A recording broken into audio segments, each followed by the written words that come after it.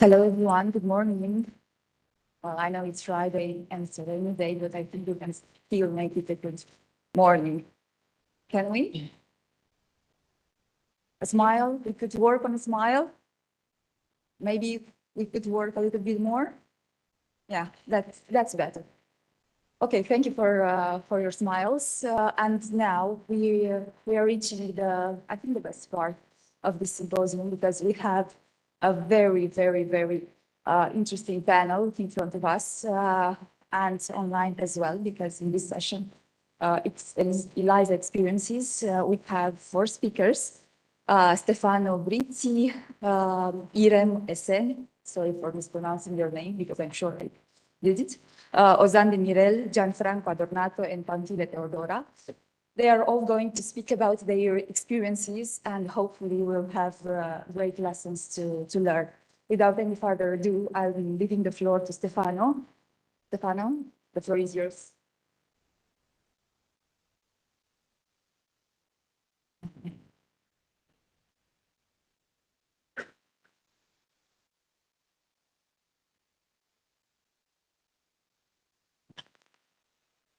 Good morning. Good morning, everyone. All right. I thought, maybe today I can start with a slide with nothing on it, with no text, no image. I think there is plenty of text and images on the internet. Sorry, anyway. So I just wanted to start this morning, by looking people into the eyes and having some eye contact.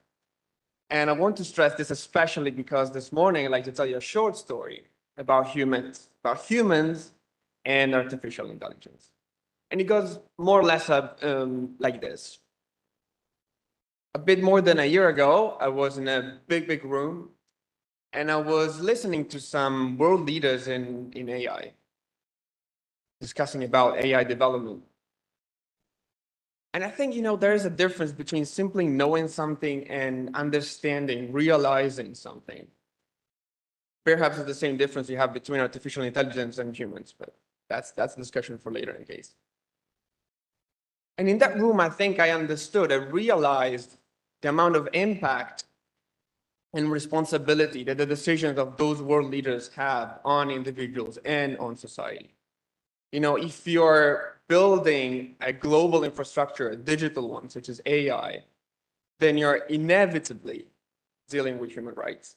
When you're creating autonomous decision-making systems, making decisions for you or with you, you're inevitably dealing with human rights.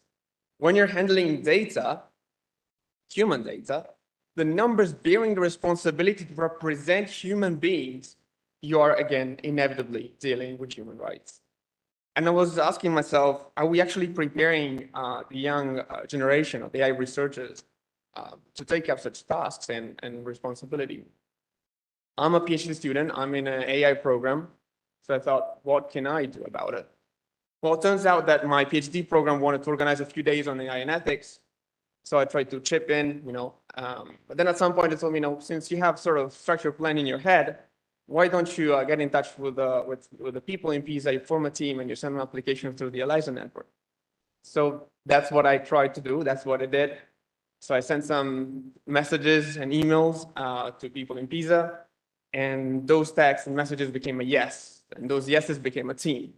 And that team became a funding proposal, and the funding proposal became a yes. And the further yes became further meetings, sharing ideas, sharing efforts, inviting speakers. And that's how we aim to create an opportunity for 1 week in March to discuss, to let young AI researchers discuss about what kind of AI we want and how to achieve it. And this is why we created Ethos plus Technic. But of course, such big questions, they need complex answers. Reality is complex, we all know it. And so we wanted to base our event, our spring school, on the concept of pluralism. Pluralism in the points of view of the speakers, pluralism in the learning activities, pluralism within the team, and surely we could do better, and add more pluralism in other aspects of the school. Let me give you a bit more detail. So for example, for the speakers, we invited philosophers, of course, economists, lawyers, AI researchers, but also journalists, software developers from the biggest tech companies, and also we had the members of the European Parliament joining us online from Brussels.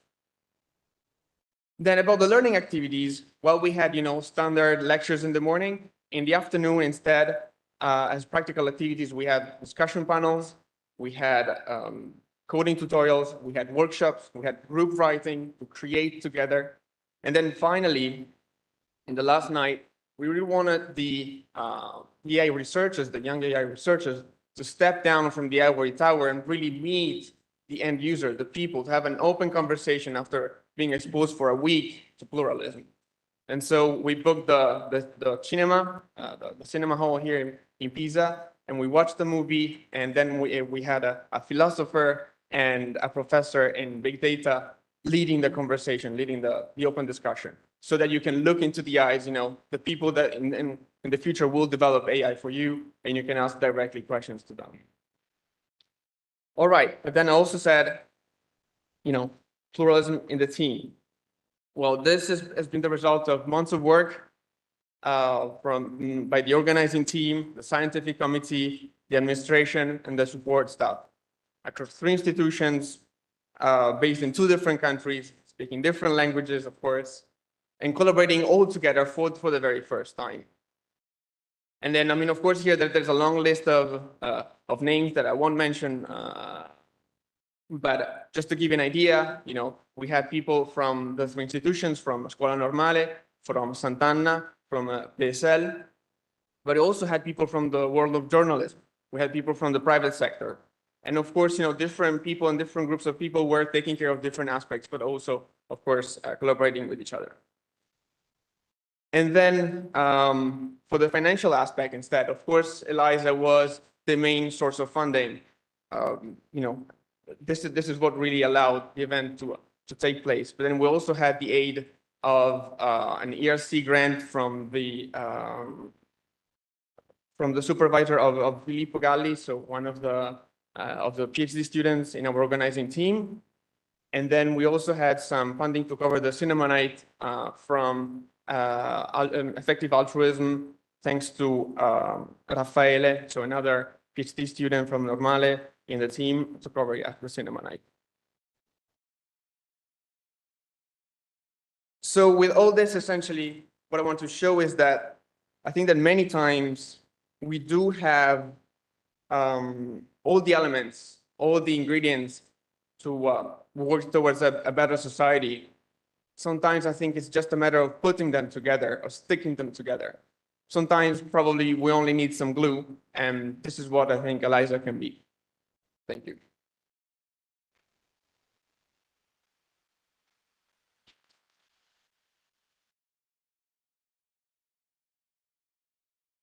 Of course, if you have any question, I'm open to it. Thank you.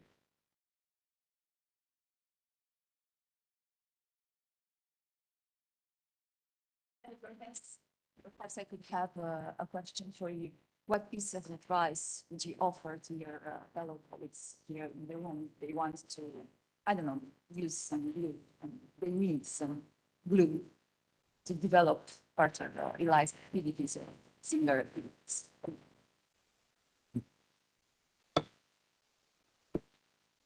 Well, the glue, I think, is in two aspects mainly. One is having a network of people and creating the network, really, of course, that everyone knows, I guess, and also the financial part. And I think that ELISA is great because of this, because it can really provide the two.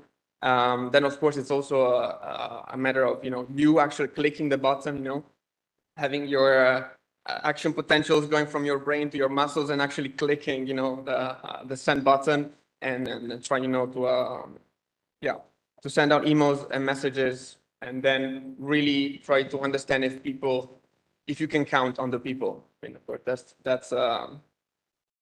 that's crucial. Yeah, I think we have the people, we have the creativity, we have the energy, we have the facilities, we have the commitment. Sometimes, we only need some glue, I think. Yeah. Thank you very much for the answer. Yeah, I think the people is the key to building great things. If there are any other questions?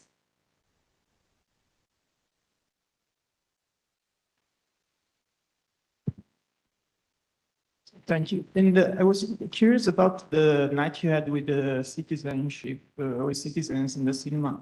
What were the issues raised by the people about AI, or was there something interested that particularly interested that you would highlight? Yeah, perhaps the most interesting comment. So we watched Hair, the movie Hair, and if you don't know about it, essentially there's a love story between a human and an AI, which is also quite fun to watch it now because 10 years, I mean, it was recorded in 2013, so now it's like 10 years from it, and you can actually see how things evolved. And one interesting question was actually about the movie itself, for example. It was about, why are these movies that, should be raising awareness, for example, about the relationship between humans and AI, are focusing only on or only showing in the movie people with a given standard of life. You couldn't really see, people selling hot dogs or, I don't know, people going, mining coal or, I don't know, other things like that. You were, seeing people with a beautiful apartment in Manhattan or, things like that.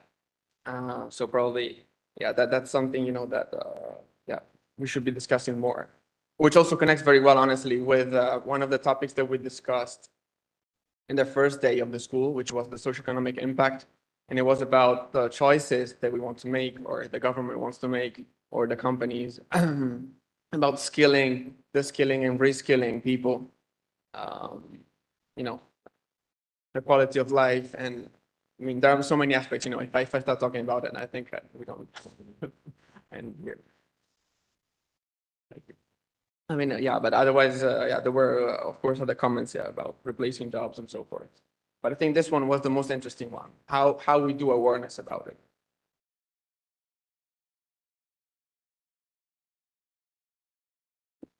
For the answer, if there are any other questions? If not, Stefano, thank you for this inspiring message and for the presentation. And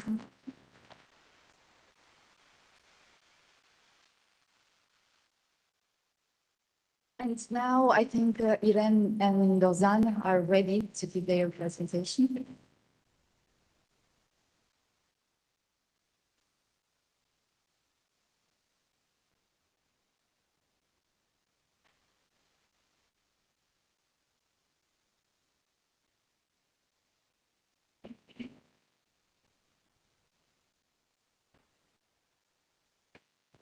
Okay. First of all, thank you for coming here and joining us today. And I want to say, Stefano, you had a great presentation. I'm Ozan. I'm And to start off with, I want to start off with a question, especially for the students, because we are gathered here for research-based learning. And I want to ask, what did you think of the term research-based learning when you first heard of it, and now that you are more involved into it, and what does it represent to you right now? Any one of you want to answer? You can, or we just can continue.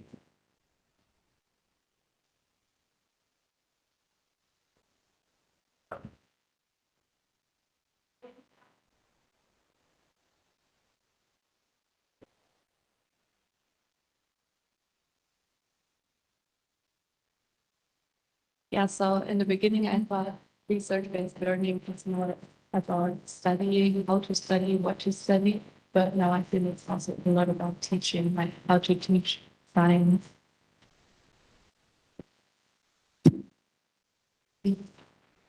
Okay.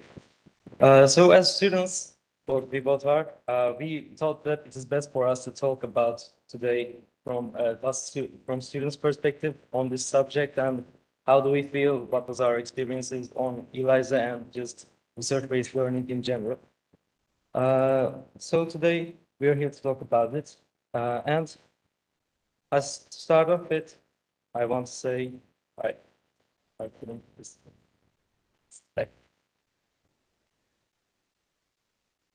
Okay.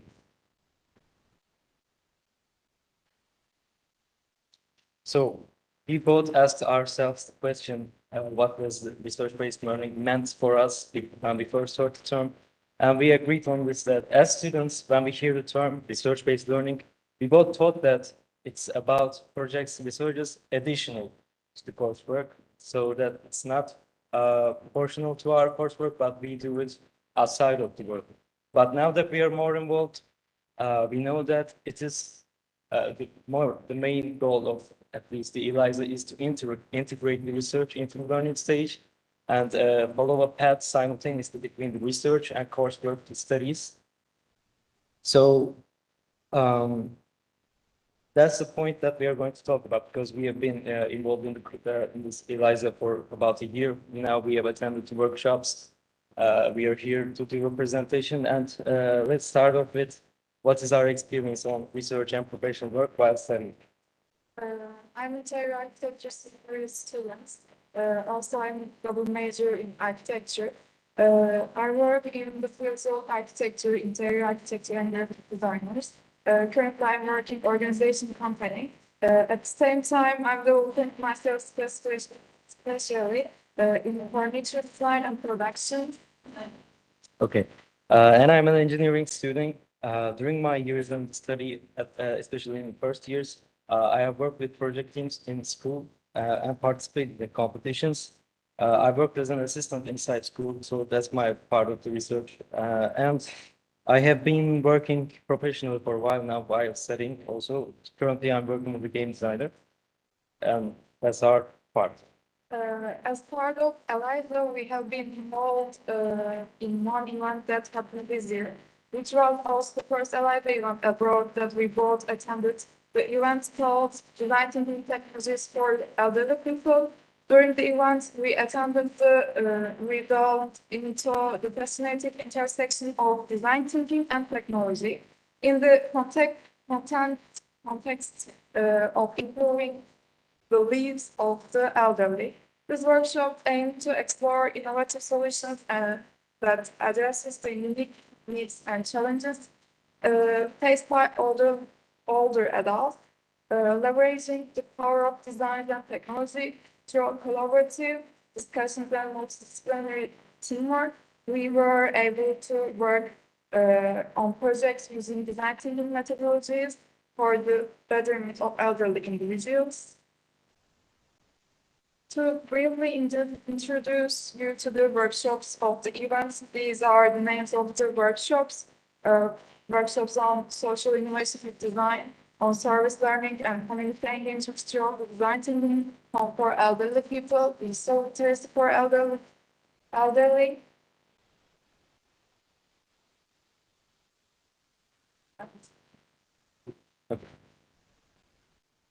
What we gained from this experience: multidisciplinary cooperation, international network, different perspective, cultural diversity, design thinking methodology, collective production. Multidisciplinary cooperation is always that coming from different backgrounds, we have different work of fields gathered all together under one scope. Industrial designers, architecture, computer scientists, medical engineers, industrial engineers, and master students. So it has provided everyone opportunity for multidisciplinary work. International network. The best part of ELISA event is that every partner university and attendants are from different countries, which result in a huge cultural diversity and international network. We actually still hold the connection with each participant from the events via social media and other contexts. Design thinking methodologies. What is the design thinking methodologies? Design thinking methodology are a human-centered approach to problem solving and innovation.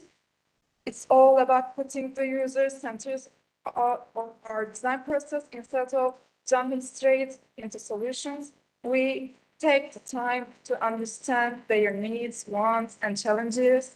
Design thinking encourages us to generate ideas, explore different possibilities, and rapidly prototype solutions. It's an iterative process that promotes collaboration and creativity, allowing us to come up with innovation and effective solutions. Okay, so now that we talked about design thinking, it is obvious that it is not something that, okay, we have a problem, we have an idea, and we have solution. It has some processes that we follow while we're using it. And on the screen, you can see these steps. These usually are the terms, but it doesn't follow this order when you're using it. So let me talk about each one of them. The first stage is emphasize, where we seek to understand and emphasize with the users when we are designing code. And follow with that, the second stage is to define, where we clearly define the problem statement based on user insights, which leads us to the ideate stage, where we generate ideas, wide range of ideas without judgment. On this stage, we usually generate lots of ideas without eliminating any one of them without while being stupid or not. Followed by prototype stage, which is building quick and low fidelity prototypes to visualize and test concepts. After we prototype, we test them with gathering users and feedbacks to iterate on prototypes to refine solutions. Now that we have talked about design thinking, we jump on the part where we talk about ELISA and different perspectives. Since now that we have talked about the diversity in such events that we attend, the best part about this is that while we work on the hackathon or while we work on workshops or these projects under the name ELISA, we have experienced the advantage of working with such sense that there is a lot of cultural diversity, a lot of wide range of backgrounds coming from different parts of the world. And also, if you're in the same major with the colleague that you're with, the education is pretty different when you're with someone who's studying at a different country than you are. So you learn something from them and you learn different perspectives. And when you get around this much people to work on a project, especially when it's international, it provides so much to you, and you learn a lot. We all do group projects in our schools. We all do such census projects while we work professionally, but working with interdisciplinary and internationally is very useful to you if you are planning to attend. While we worked on the hackathon, we felt that the projects stuck in the idea stage. And we believe that providing an environment to encourage ongoing support and resources for project teams to make them take the next step would have a great impact to continue what we are working at that day or at that event, to both personal development, and also it might lead into something bigger, which is our feedback while we were at the workshop and afterwards. And also, I want to add that while we said that we have met a lot of people while in workshop, some of them actually are here today, and we kept the connection. So we discussed some stuff we learned from them. It's great environment. And that is all from us today. Thank you.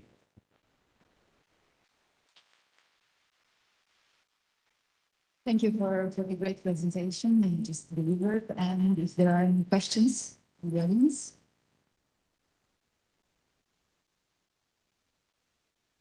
Well, it's not I'm one of the persons we met last year in Istanbul, this March in Bucharest, so I have to ask a question.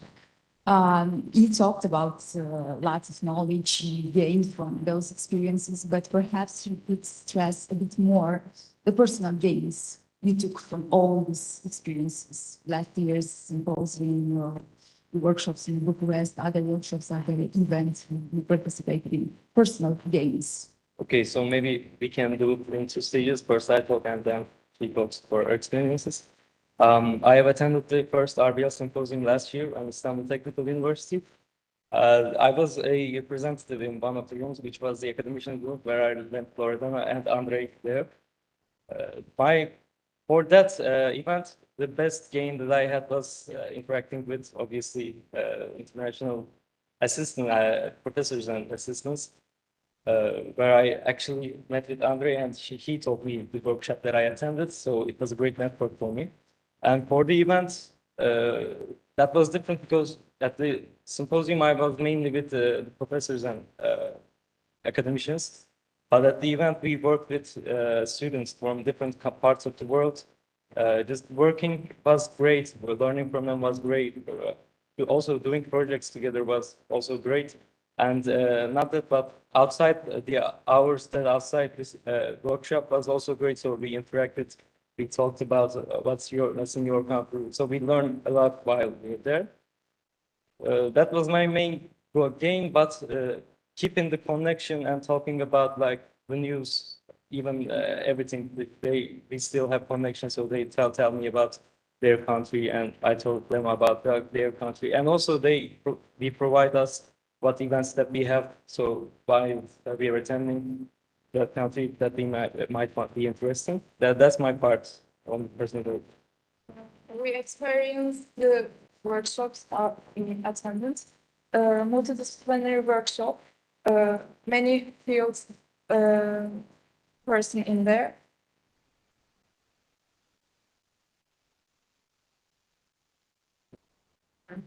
For placing again the emphasis on people and places and the connections we create. That's why we are ELISA, and we like it very much. Thank you. If there are any other questions? If not, I think we can give you big applause for the presentation.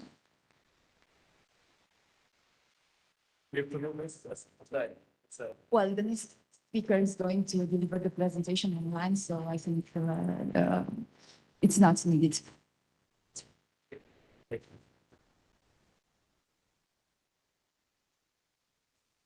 And now I invite Gianfranco Adornato to deliver the presentation, Archaeology and Architecture.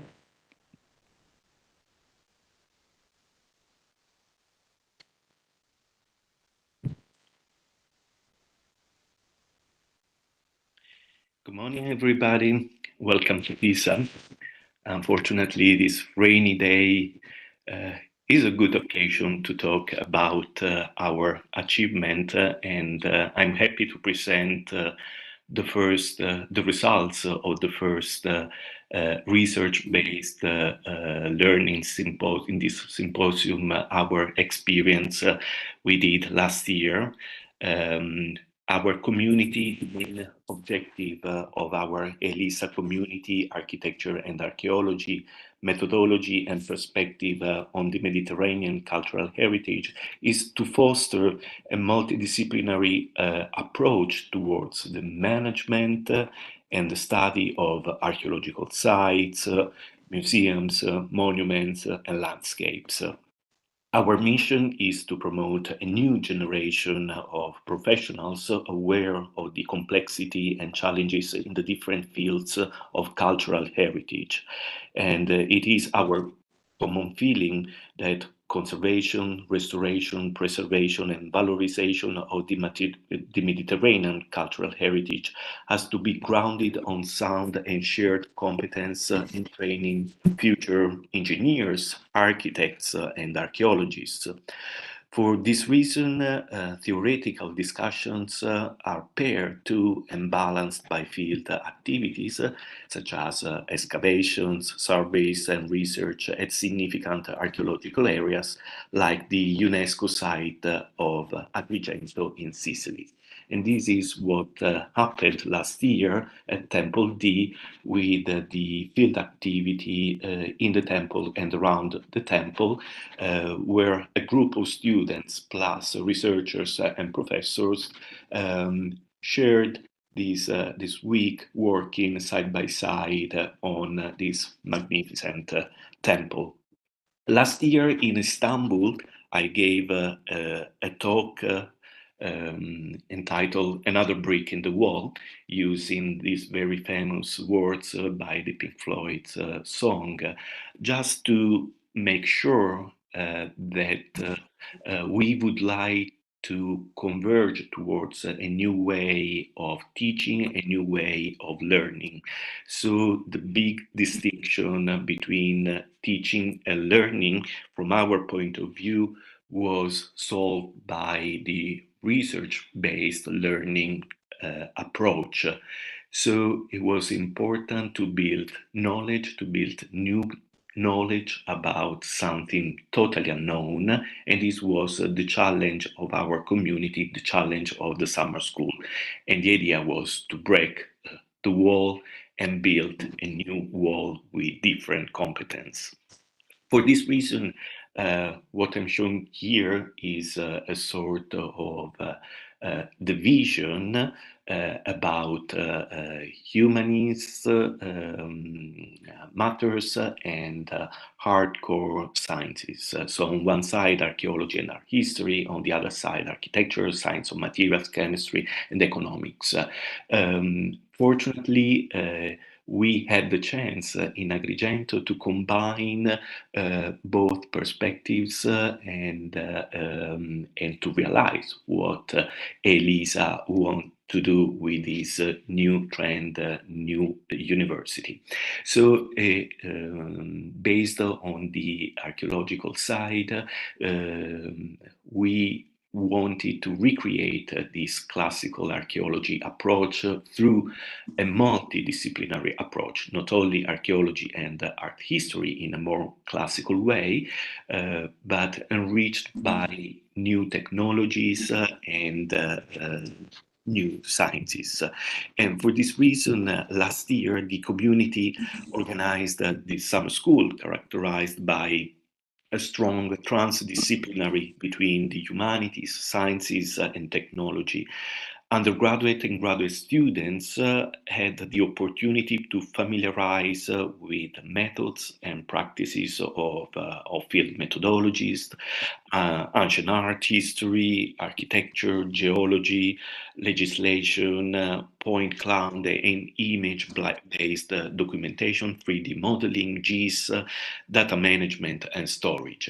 This was more or less the schedule of the week. So during the day, we had the excavation at Temple D, doing and try to familiarize with the drawings, the documentation, and the methodology of the excavation. During the afternoon, we had lectures, not only on Agrigento, we visited also other excavations by two different colleagues, Monica Trumper of the Freie Universität in Berlin and Giuseppe Lepore from the University of Bologna.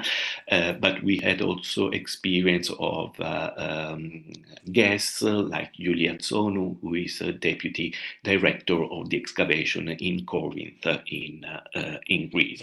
So, it was important to us that students from different perspectives and different experience came all together and to learn all together in this particular archaeological site.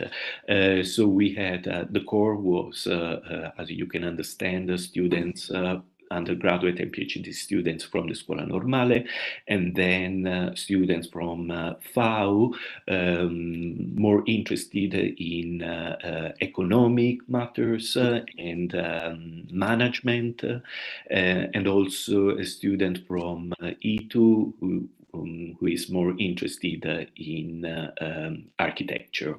And the professors came from Pisa, Scuola Normale, from E2 and UPM. So just to give you an idea of what happened during this week, we worked on the excavation, and it was important to teach what methodology is and stratigraphy is in archaeology for a classical excavation, and so we had to practice on the site. But it was also important from a manual point of view. And in this case, you can see Umut Almat from E2 teaching teaching hand drawing.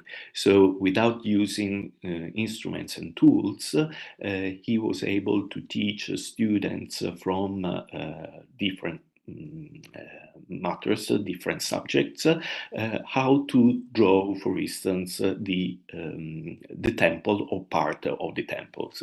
I going through these because in the case of Johanna coming from FAU, she is working on management from an economic point of view, so nothing to do with archaeology, with architectural drawing, but Umut was able to teach her how to do and how to process the data. And also in the case of the stereopathies of the temple, student had the chance to learn, thanks to Umut, how to draw during the week. But this was also a challenge to better understand what we usually find in our excavations, meaning pottery. And again, the challenge is to understand how to date, for instance, a stratum, thanks to these quite insignificant materials, but very important from the archaeological side. So the students had the chance to clean the materials found during the excavation, and then they worked on materials, making drawings, making classification, and try to understand what those materials mean for us in order to reconstruct the biography of the temple. And but then we did also 3D scan, 3D modeling, GIS and data management using the modern technologies. And so here you can see our temple, reconstruction of the temple using archival materials for the facade, for instance, or the previous drawings by German archaeologists at the end of the 19th century on our excavation, and you can see the isoipses of the area. So in order to have a better idea of the landscape where this temple is based, we did also the analysis of the marbles found within the cella of the temple, and now we know that the rooftop was covered by materials, by tiles coming from the island of Paros in the Cyclades in the Mediterranean Sea. And during the afternoon, as I said, we discussed, we debated around cultural heritage from a different perspective, from the Spanish perspective, Greek, Italian, and Turkish perspectives. And this was very useful to understand that we are all around the Mediterranean, but we have different approaches to our cultural heritage. And it would be better to exploit common and shared procedures and approaches to this topic. And then also for the third mission, our summer school was on the website of the Sicily region on the right, but also on the newspaper. So it had a very important impact for the society and the local stakeholder. So I think this was also positive for the city of Agrigento. In this case, classical archaeology and the research-based learning approach at Agrigento was very important to cross disciplinary boundaries and try to figure out a new path for the EELISA students, for the new generation of EELISA students. And we had also an evaluation survey with extremely positive evaluations from the students, and some of them asked to repeat the experience in September 2023. So we hope to open a call very soon, and you are all invited to be part of the team. So we are looking forward to meeting you at the second edition of the summer school at Agrigento. Thank you for your attention.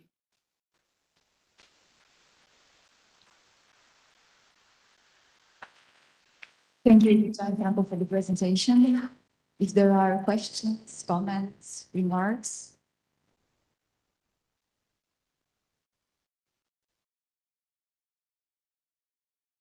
Good morning. So first of all, I'd like to put you on the spot, but just wanted to ask you out of curiosity, what was the most challenging aspect of organizing this summer school? Thank you. Thank you for the question. This is it was a challenge. First of all, what I said also to the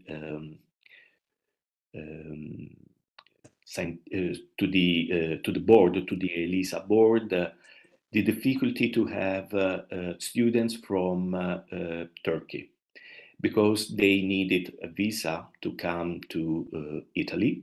And my request to Sofia Aguilar, for instance, was that all the ELISA students must have the same rights. They must start from the same point, otherwise it is an unequal process. And unfortunately, some of the students had to cancel the participation to the summer school at Agrigento. This was not a challenge, but this was, from my point of view, a fault of the ELISA program. And I hope that we will do our best to overcome these difficulties. The other challenge was to organize trips, for instance, buses, shuttles from the hotel to the excavation. For archaeologists, the excavation life is quite normal. Sometimes is not very sophisticated, let's say, but for students coming from other disciplines, this could appear very weird.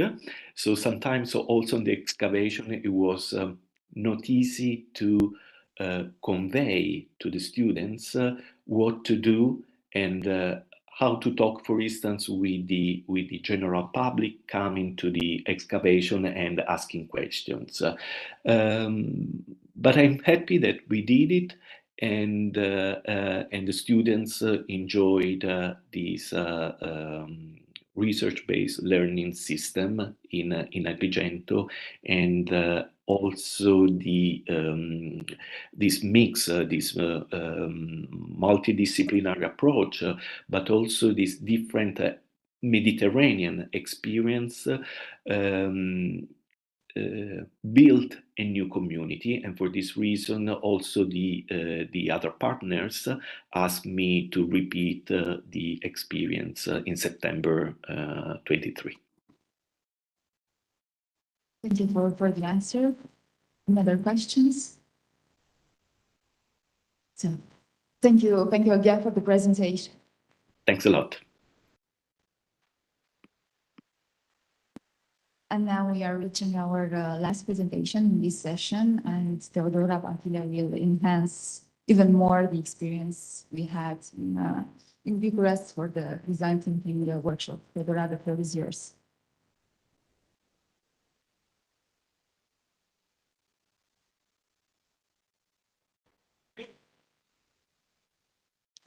Thank you. So, good morning, everyone. Yes. Grazie.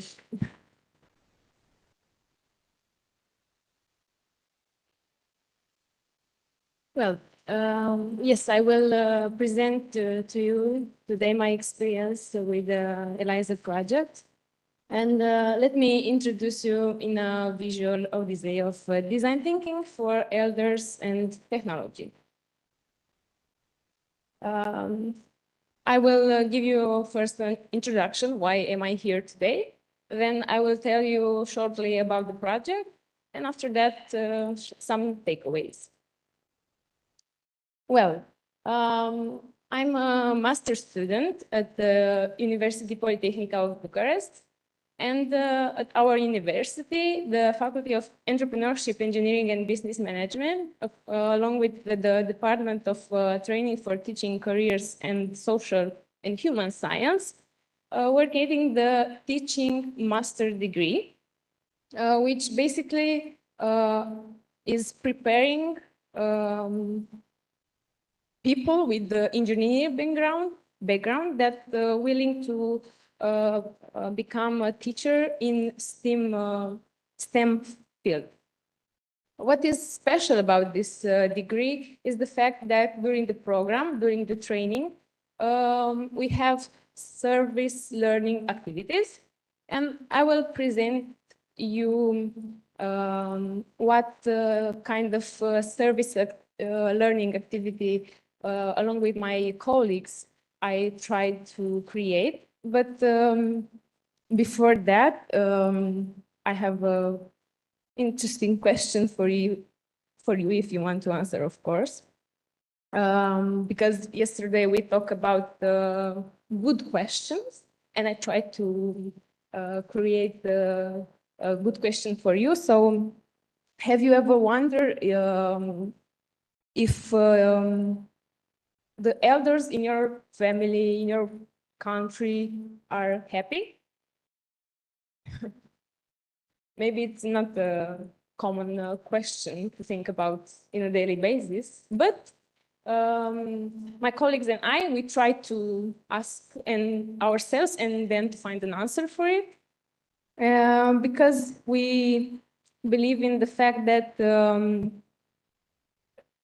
it's important, the fact that those who raised us and made our childhood beautiful perhaps need our support. And short disclaimer, we will all get old, so maybe we will be in the same situation at the time. About this picture, so we create a social service activity in which we get to the in our communities, and we try to interview the elders and to discover what what they need, and to feel what they are feeling every day, and how is it to be old and maybe not every day with the persons you would like to be surrounded by. That's why, as you can see in these pictures, we talk to them, we give our times to them. During the interviews, we try to expose and to post the interviews in our website, where different other people, also companies or NGOs, can see the results, so the discussion that we had, and can contribute and support the elders, because basically they express what they need. And if someone, as I said, the company or NGO or other volunteers want to help, they can access the platform and understand what they can do for the elders.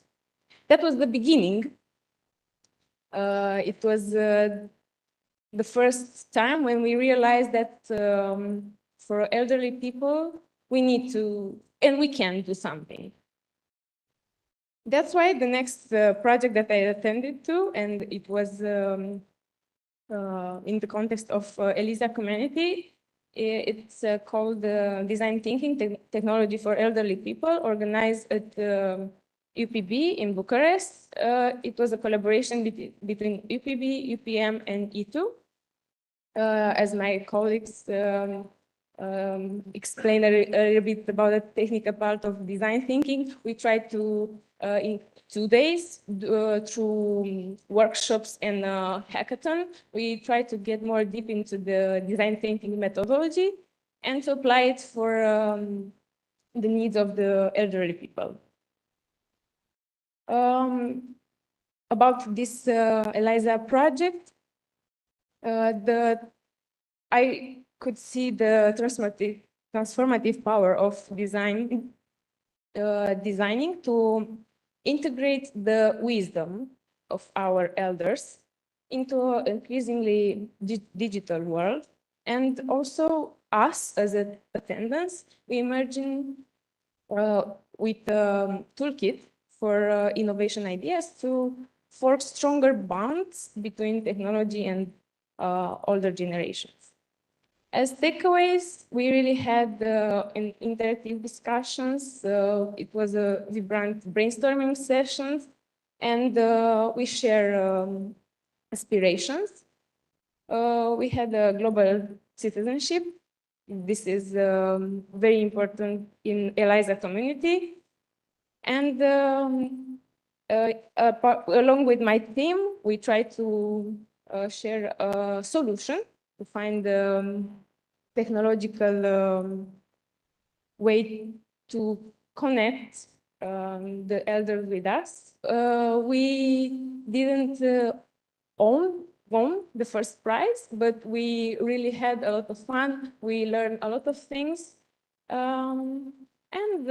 Because I'm here, I really want to express my admiration for the ELISA community and to express also my thanks for the support that our teachers from UPB gave to us when they are encourage us to be part of this kind of activities. Thank you for your attention.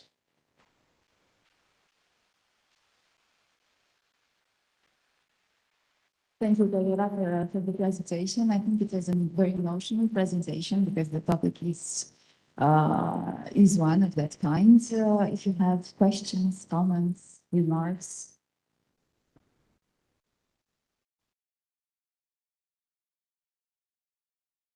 How do you see this evolving? Like, I don't know, maybe even like in long term, like 5 years or 10 years, I don't know. I think that this kind of activity or projects can evolve with an aging population, for example. Thank you. Thank you for your question. Actually, before I give you a concrete answer, I want to add the fact that in Romania, there are already big campaigns. For example,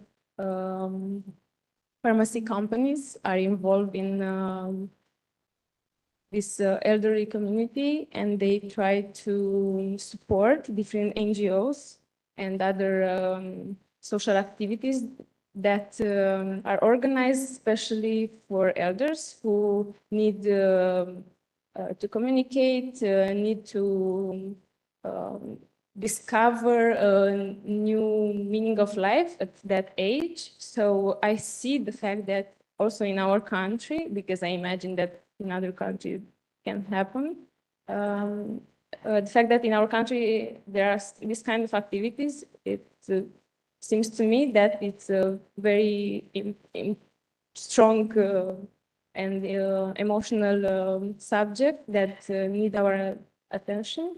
And in the future, I'm honestly, and I say that with our project, we stopped. We tried to create something, but because of our time, we didn't have a big result. But I encourage the next generation of students to see our project, to try to develop it, and in the after 5 years, maybe they will come here and they will tell you what they did. Thank you. Thank you for the answer. Any other questions? Well, I think if not, Deborah, thank you for the presentation. And I know today is a very special day for you. because it's her birthday, and I think she deserves big applause from us. Happy birthday, Dora. Thank you very much. And the great news is you're getting old. Thank you all for being part of this session. Thank you all the speakers for the interesting presentations they delivered. And now I invite you to enjoy the coffee break. Thank you.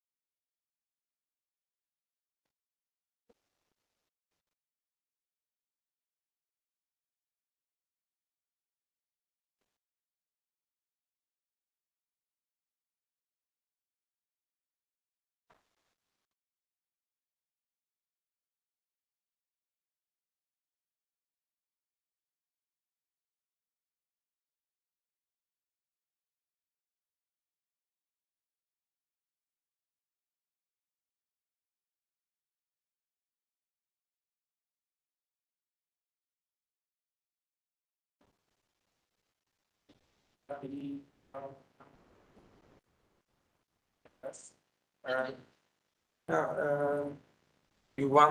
don't wanna make them both.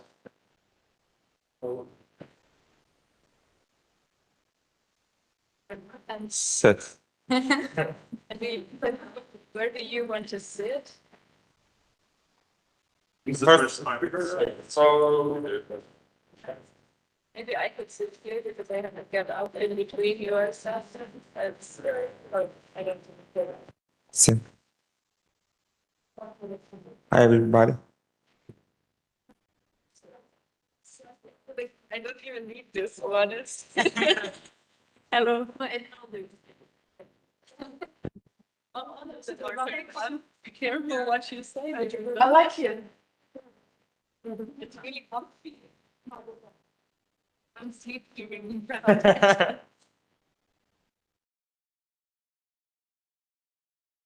I'll take you the slides back here and you can just put them like and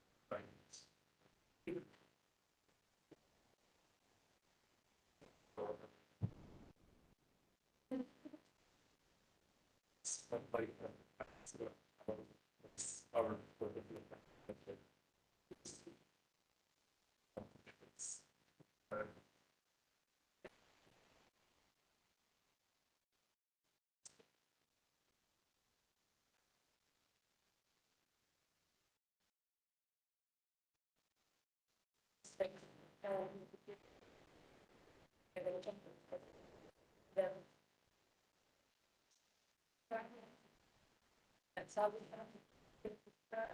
and then how we can do. And then you go.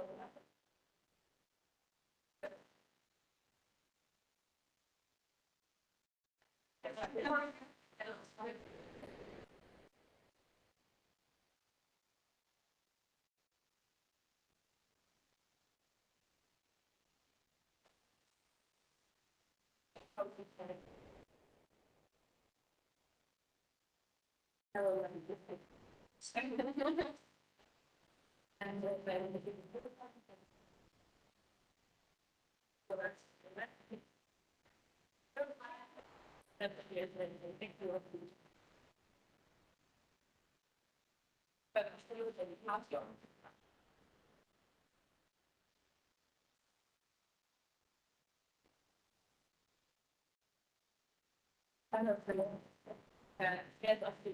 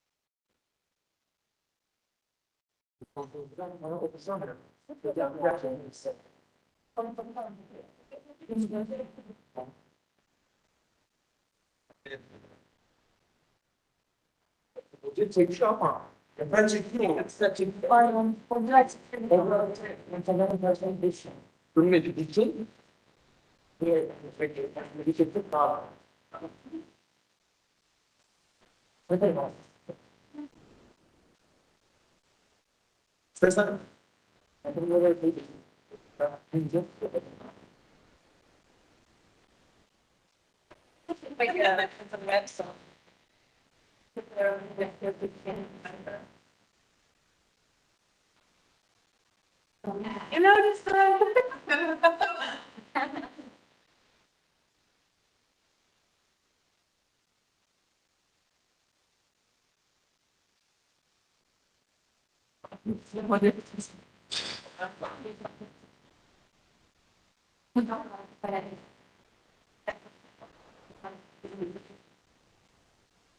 Very different if you go in.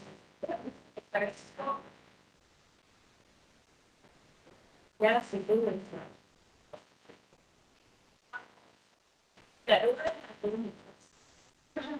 It's like a typical student food. But now the time to get better education in that field, like 4 years.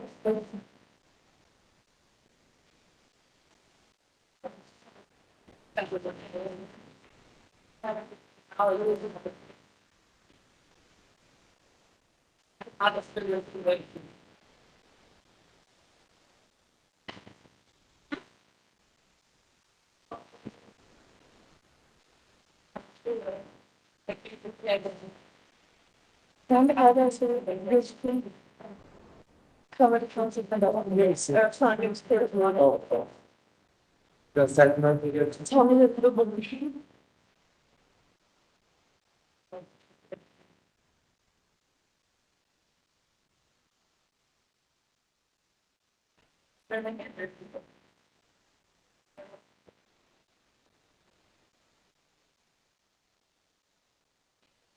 I can find your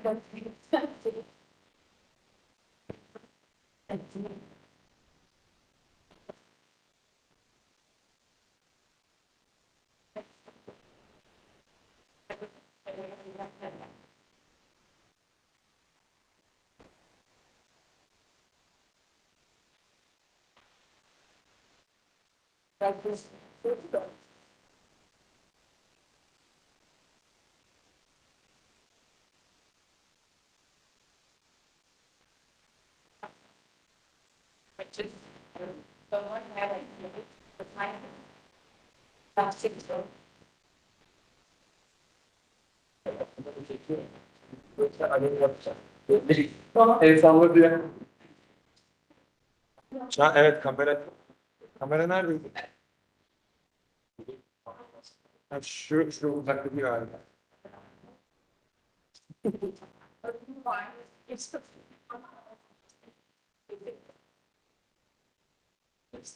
Ama canlı yayını açıp koyuyoruz biraz daha.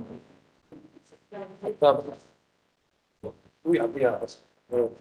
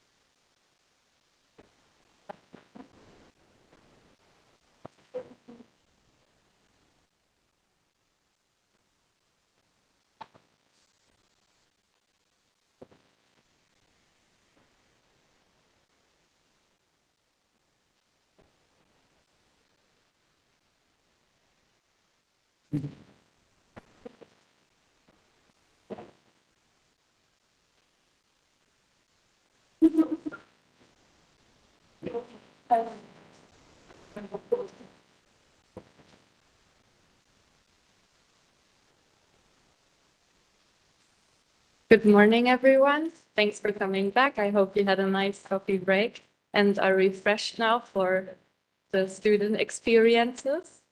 So my name is Judith Wahl. I'm the student representative of FAU for ELISA, and I'm really glad to be here today with all of you. Last year at the Research-Based Learning Symposium in Istanbul, I got the opportunity to present the FAU student group for ELISA myself. And I'm really happy to now invite the students from Istanbul themselves to also present what which experiences they had, how the ELISA student group at ITU works, what they do. And yeah, I would say let's get right into it. Sally Chan, he's the head of the ELISA student club at ITU. He will now present to you some of his experiences with ELISA. The floor is all yours.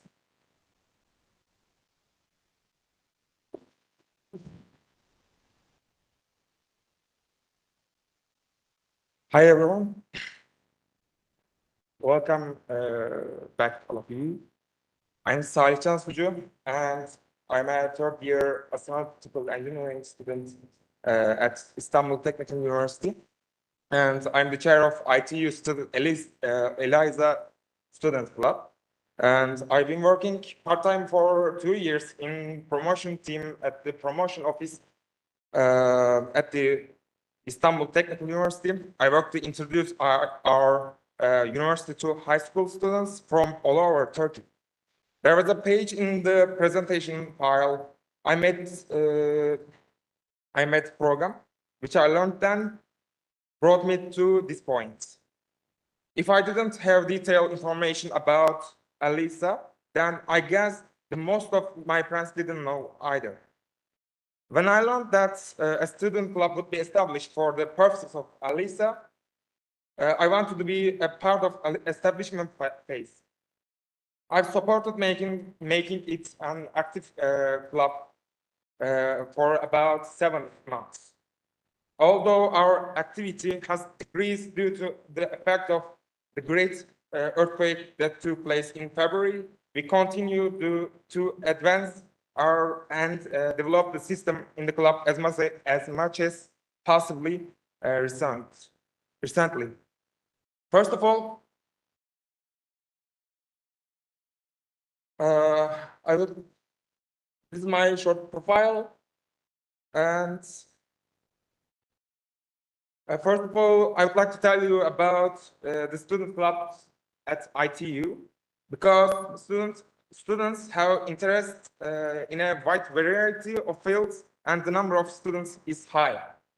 There are currently more than 200 students clubs. These clubs are divided into 3 categories according to their purposes. We are also in the category of specialist clubs. We do back to school days every year. In other words, this is an event that usually lasts 3 days, and where clubs and project teams can introduce themselves. Some artists give concerts in the evenings. As ITU ELISA student club, we took our place in the club's festival and introduced ELISA to every friend who visited our stand for 3 days.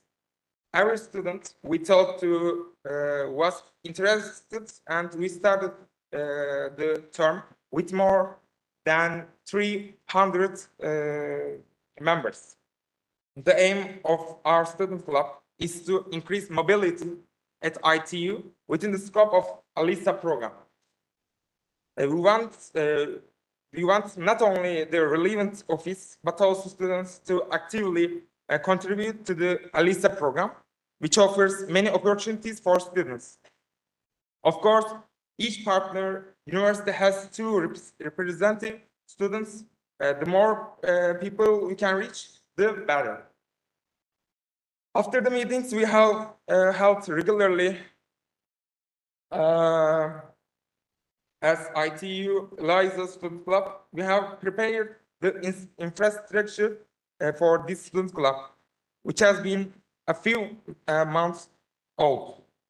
To take firm steps forward in the following years, we cooperated with other student clubs, and as the first major event, we held our debate events on the topic of science for peace. We organized this event jointly with the ITU debate club. Of course, our aim as a student club is to increase student mobility at our university. While doing this, we explain the possibilities of ELISA in more detail to the new members. We will organize how-to seminars in order to enable larger audiences to learn about the basics, which we aim to be a guide of for students will become more widespread. We have, we have friends in our club who have joined ELISA's communities and are active members. We also attach great importance to communities. After analyzing all the communities, we realized that there were very few active and student-established communities, and we decided to start a new community. After many meetings we held, we sifted through the ideas that came out, and as a result, we decided to establish a community on 2 different ideas. In this speech, I would like to talk about only one of them in detail. Our friend İlker will talk about the other community in detail in the next speech. Our first community is the zero waste community. With the zero waste community, we aim to bring together individuals who adopt an environmentally conscious lifestyle. This community will focus on sustainable living principles such as minimizing waste generation, recycling, reuse, and using recyclable materials. We will organize workshops where products were made from recyclable materials are exhibited, and recycling and reuse techniques are taught. Together, we will learn from the experts how the disposable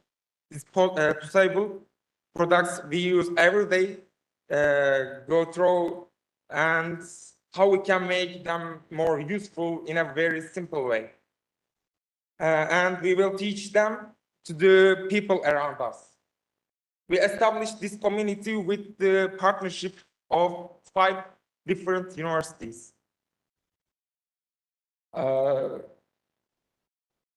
The formation of a club like this students club, formed by students from dozens of different departments in all our other partner universities, will make ELISA much more common. I believe that ELISA can have an impact first on all European countries and then on the whole world. Thank you for your attention.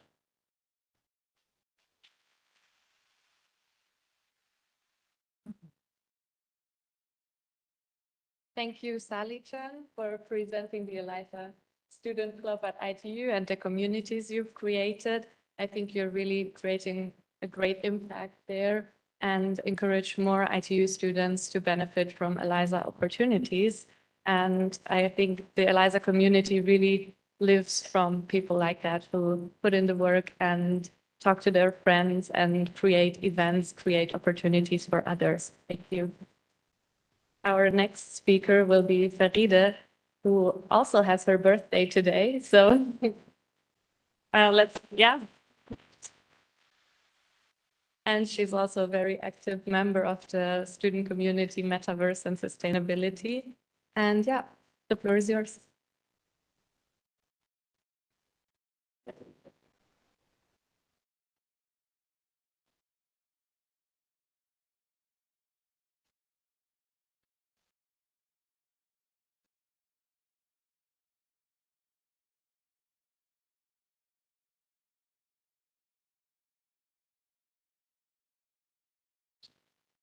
Okay, good morning, everyone. Thank you for being here. I'm Fede Berrakyosoğlu.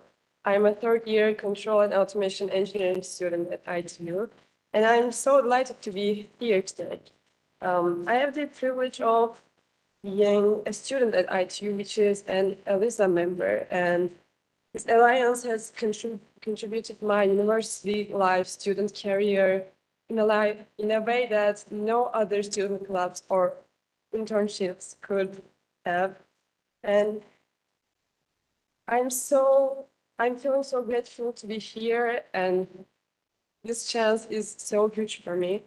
I'm talking about having friends from all these great universities and develop projects with the people that I love. Currently, we are working on a challenge with UNIT, and these experiences through events like this very symposium and mobility programs like events. At the very beginning of my uni life, I attended Zoom meetings hosted by other student clubs at ITU. I said Zoom meetings because the whole world was quarantined, and I was trying to be an active member on the student clubs to improve myself. I was trying to learn how to code and how to plan events, social skills, maybe mailing, and I had the privilege of experiencing the benefits of the networking opportunities that my student club offered me. Being a part of them allowed me to connect with new people from various departments and universities, as well as professionals in my field of interest. These connections have helped me gain valuable insights into the industry. But after the previous RDL symposium, this isn't working right now.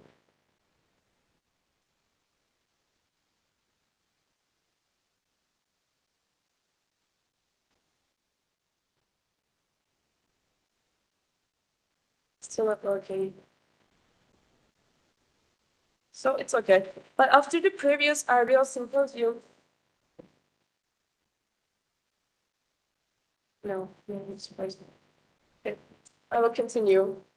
But after the previous RBL symposium that took place in Istanbul Technical University, in my campus, I was just a volunteer student, and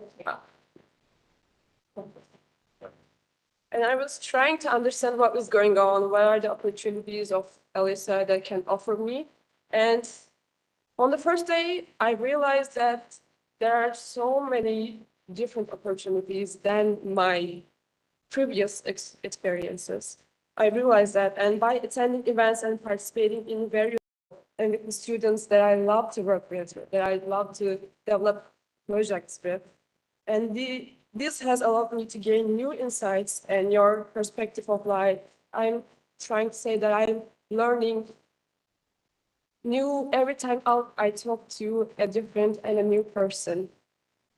And this has allowed me to gain new insights into different cultures and ways of thinking, and has also helped me to expand my professional network. I'm here for the connections, I'm here for the information that you are telling us in the previous sessions. And for example, in the previous RBL symposium from Germany, one of Oswald's friends, Paul, we were talking about what we are studying and what we are doing. Okay, this a little bit next. So, and we talk about the fields that we are studying, and he was studying in the field that I was really interested in, and I felt so lucky when I heard that, and maybe we can still like work together in the next years. I don't know, there's a chance. After these previous RBL symposium, we wanted to expand the recognition of ELSA in Istanbul Technical University, so we started to work through our process of founding the student club, and yeah, that is the pictures from previous RBL. So we were meeting online and doing like some discussions how we can get through to process of founding the student club, and we did it on the last year. And as ITU ELISA student club, we did some events like Sahitcan mentioned before, and one of them is a debate. As EELISA student club, some of the members hosted a debate. The topic was open science because it was the week that ELISA members named ELISA days, and the years was open science themed, so that's why the topic was open science. The debate was a result of collaboration between two ITU student clubs, which was one of which was us, the ELISA student club, and the other one was the debate club. There were two groups containing 3 people each, and it was a very competitive and enjoyable event. Cooperation with other student club was something that I wanted to especially emphasize on, because in ITU there are tons of student clubs that you can find your interest of field. And for example, for me, I'm a member of I'm a member of ITU badminton team, and I have a different time working for the tournaments or making like exercises, that kind of stuff. And also, and Sarcha mentioned before, we also collaborated with ITU Zero Waste and ITU Psychology Club as we were founding the Zero Waste and Mind-Mates communities as a group from ELISA Student Club. We meet through online meetings to get things done for the process. And in one of our meetings, Judith also attended us for about 10 minutes, and she asked if there was any volunteer students for them to help because they were proposing a project. And I personally know Judith from the Metaverse and Sustainability community before, so I volunteered and we worked on the proposal, and I think we have good news about that still. And also another opportunity that I found from ELISA is participating in Athens program. And it was also so unforgettable experience for me. It is not only allowed me to take courses. I was taking a Lean Six Sigma course. I am an engineer, but it wasn't an engineering topic. But it was not only about the academic worries. I was gaining so many new friendships from Italy, from France, Germany, all that countries. And the program provided me with an immersive experience that allowed me to learn firsthand about the customs and the traditions of the people in the country I visited. Yeah, that was the topic that I was taking courses. What I'm trying to say is this experience was not all about academic worries, as I said. And it also got me in a comfort zone, like as I'm doing right now. Maybe you can understand from my voice. To talk more about the benefits of ELISA, I should absolutely talk about communities. Starting a whole new which İlkay Kayra is doing right now. Maybe he will talk about it later. Being a member in one of them is also so important because it is a whole new thing for me to discuss new interesting topics. Maybe I didn't know that I was interested in metaverse and sustainability, but I saw the name of the community in the community page of the ELISA. I just gave it a chance, and I'm really enjoying it. And also, it is a chance for me to practice my English, weekly basis, because I don't get it on a daily basis.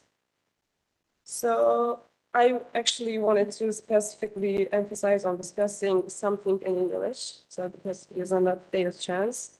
So overall, the ELISA communities provide an excellent opportunity for students to network, collaborate, and develop both personally and professionally. Whether you are interested in any topic, there's a community for you. So I highly encourage everyone to take advantage of this opportunity.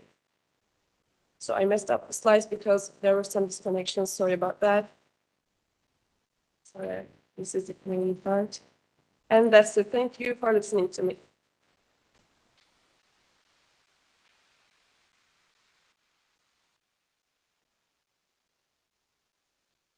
Thank you, Farida, for sharing your personal experiences you had with ELISA and also the nuances of international friendships, international projects with us. And our next student to present is Ilker. He's also part of the student club at ITU. And are you ready? Yeah.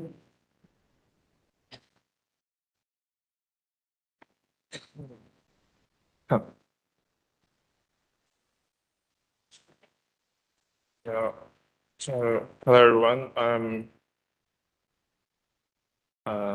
Ilker Orman. I'm a third grade electrical engineering student at ITU and a second grade culinary arts student at Bilgi University. And I will be graduating in a month. So if you have any questions about Turkish cuisine, just feel free to ask me. And I'm the contact person of the ITU Student Club, also the vice president of the ITU Gastronomy Club. And I was the treasurer of the IEEE student branch for 2 years, and now I'm the inspection board member. So as you can see, there are a lot of student clubs in ITU that my friends also mentioned. So let's get in a little bit deep on that. So there's 109 cultural and arts clubs and 58 sports clubs and 98 technical specialty clubs in ITU. And now there's one more. Like Saisha mentioned, we got more than 300 members in our first year, and we are aiming for like 1,000 members for our second year. And let's mention about the MindMates community. So the MindMates community aims to focus our ELISA members and especially the students' mental health, because there are a lot of stress coming into the students due to intense courses, exams, projects, and we want to create a safe environment for students that needs that to get the help they need with a proper guidance. Like in our university, there's a psychological help department for students, but not many of our students actually uses it. So if we want to expand this knowability also in ELISA as well. So let's get back to the student clubs, because my main topic is about student clubs. So in ITU, as you can see, they organize events as big as RBL. The first RBL was held in ITU. And yeah, the picture on the left is from the same place that the first RBL held. And yeah, you can see there are like various types of events that are happening. So some of them is about clean energy, the one on the right. Some of them about industrial engineering, some of them about gastronomy. So, and there's no gastronomy department in ITU, by the way. Our students just love it. And unfortunately, the students in ITU doesn't get any funding from the university to do these beautiful events. But how do they fund it? Because they have really good connections. And let's see, yeah. You can see really good firms are actually sponsoring the student clubs to create these beautiful events and stuff. And yeah, let's move on. And not only they do events, they also have a lot of contests going on. And there's an algorithm contest actually on right now.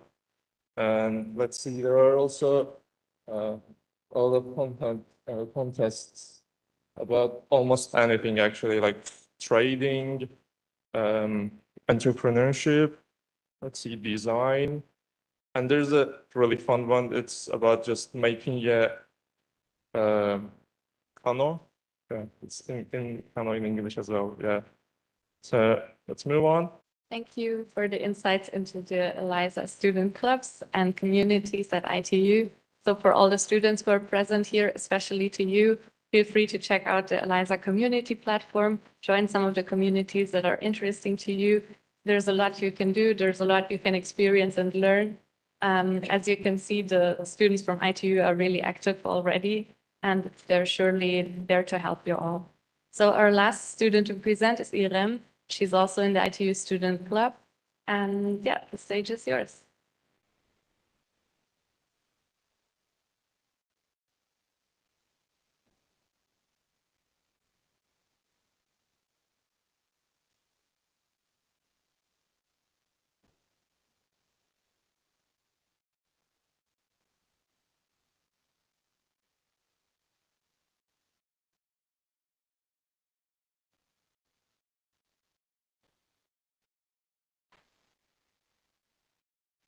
Not that one, actually. Not that.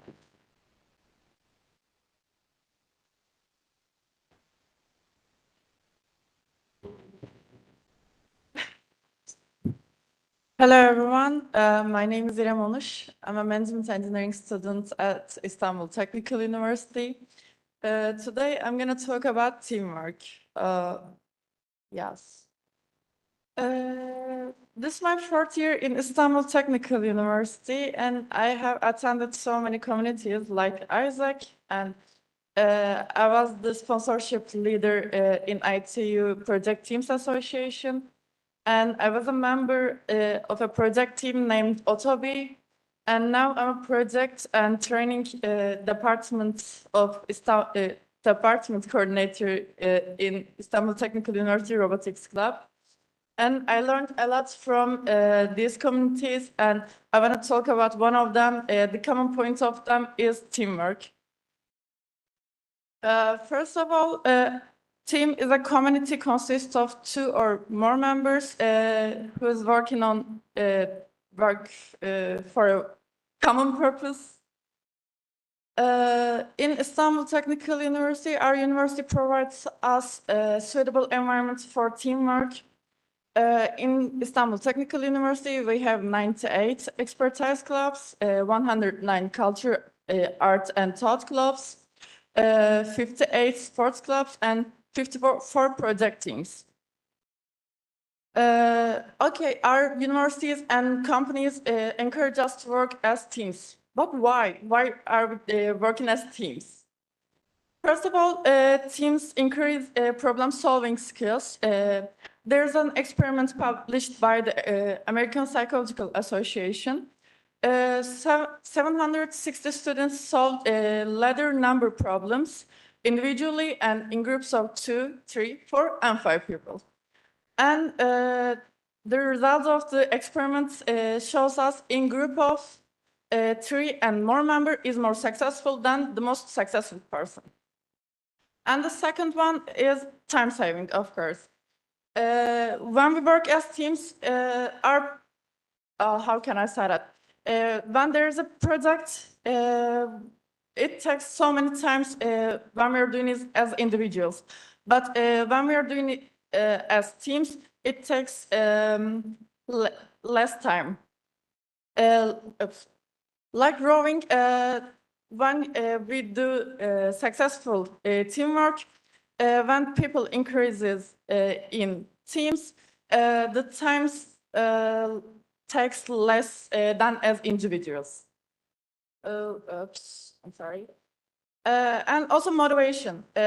Probably you work with your friends before, and probably you like it more than as individuals. Teamwork strengthens motivation. Of course, I'm sorry. Team members work together for a common purpose and support each other. In this way, the sense of belonging increases. And also work motivation increases. And when motivation gets higher, team members works better. Of course, there's communication benefits because when we work together, communications gets better and it increases productivity. There's an experiment also by Grigol Kranz. In a call center, center's manager decided to take breaks of different departments at the same interval. And the result of the experiment shows us the time per job in lower performance groups, 20% decreases, and the time per job in all groups in the call center, there is 8% decreases. And it's not just important for productivity. Also, communications saves our lives. The aviation safety reporting system says that the most of the accidents because of human beings, and actually it's about 70%. And aviation safety reporting system says that the most of them is because of lack of communication. And creativity. McKinsey and Company reports that the teams with members from diverse backgrounds performed up 25% better than homogeneous teams. And they showed actually there were more creative ideas than homogeneous teams. And I want to summarize it with a sentence. One person cannot play all the instruments of an orchestra, but teamwork and orchestra can do anything. EELISA is actually an orchestra. It consists of people from different cultures with different talents. And in EELISA, we will continue our work in hope to sign many beautiful projects with the right teamwork. Thank you. And I have a special thanks because today is the Youth Day in Turkey. Thank you for giving a place to us young people of Europe on this beautiful day. Thank you so much.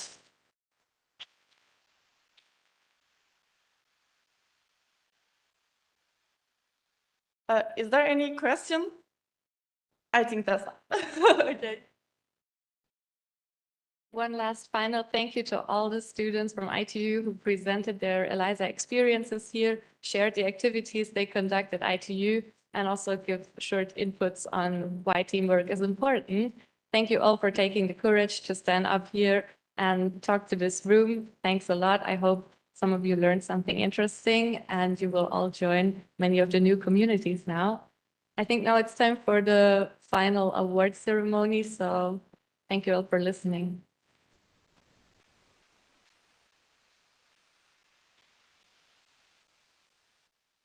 Thank you, Judy. Good morning, everybody. I'm Andrea Mina. We're waiting for director to help us in the presentation of the Students' Awards. I'm delighted to ask Andras to reflect on the 3-day event as a way of starting our sort of thinking about what we can learn, what happened. As we do that, I'll invite director. We'll start the ceremony. And then I'll very briefly wrap up the proceeding. So, Professor Patalaxi, the floor is yours, and thank you for your comment. Many thanks for the professor. It is a pleasure always if the room is full with people. It is more and more an unusual situation, but thanks for coming. It is a special honor to have the closing speech for the best research-based learning competition ever. It is obvious because this was the first and best.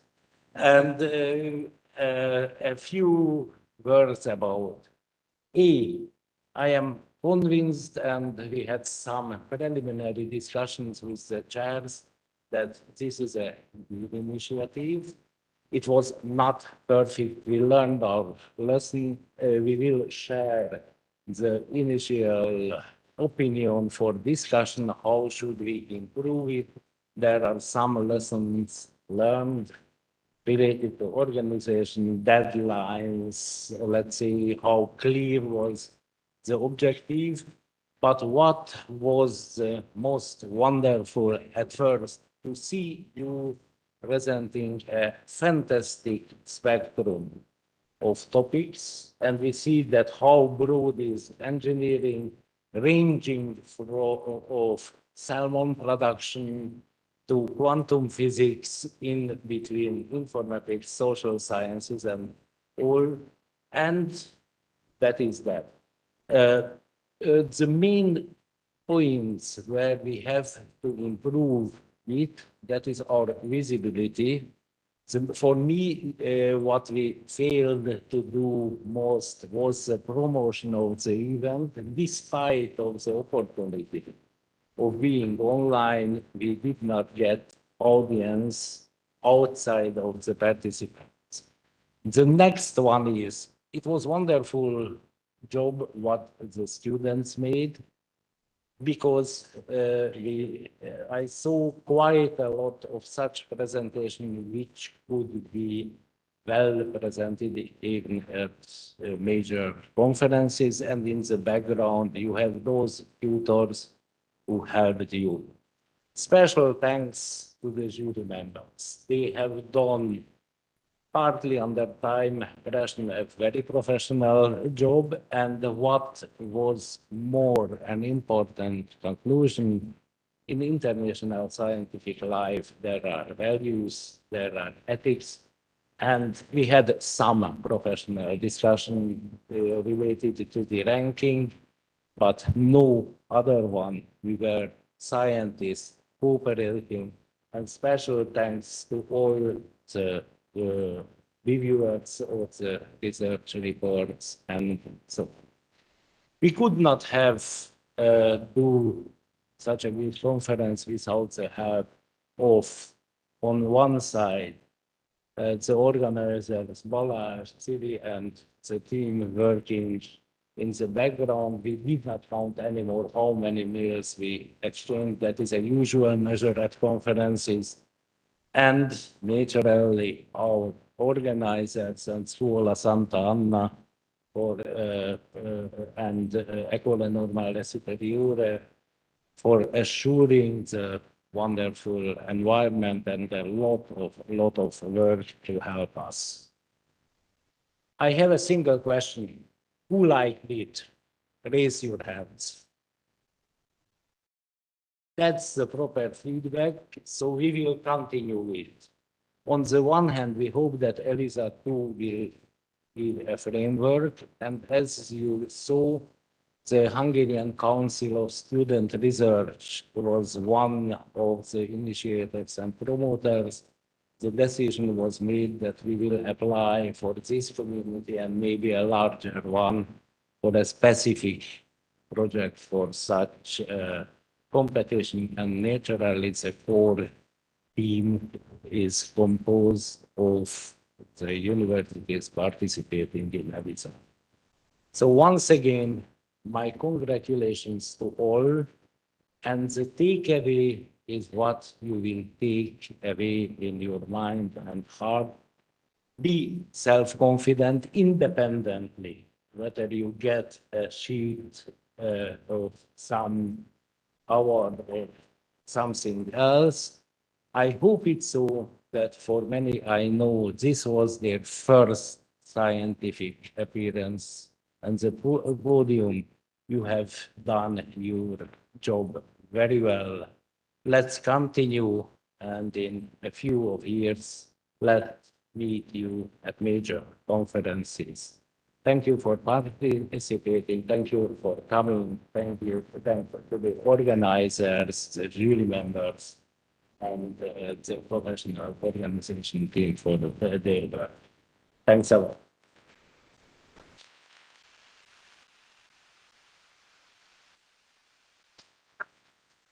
Thank you very much, Professor Patariza. Now we have the great pleasure of having with us the director of Scuola Superiore Sant'Anna, our magnificent rector. She's professor of health management, an expert in the evaluation of healthcare systems, an expert for several regions in Italy.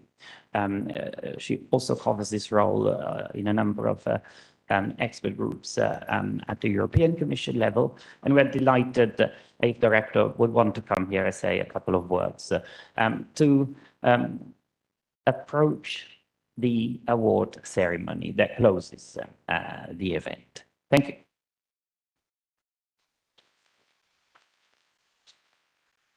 So, hello to everybody. I'm really happy to see you all here. And it's a pleasure that this meeting was organized here in Scuola Superiore Sant'Anna. You were not very lucky with the weather. And so I'm disappointed from this point of view because usually May, it's a beautiful month in Tuscany and Pisa. So you have to come back. And I hope you will in the future, perhaps applying it to our programs or collaborating on the research field. I think this could be really a fantastic result for Scuola Superiore Sant'Anna. So I know you did a really great job in these days here, and it was a successful meeting. And so I want to really thank all of you for participating, for contributing to this very good result. And thanks also to all the professors and the administrative staff that really work hard for the success of this meeting. So I think they need the clapping hands.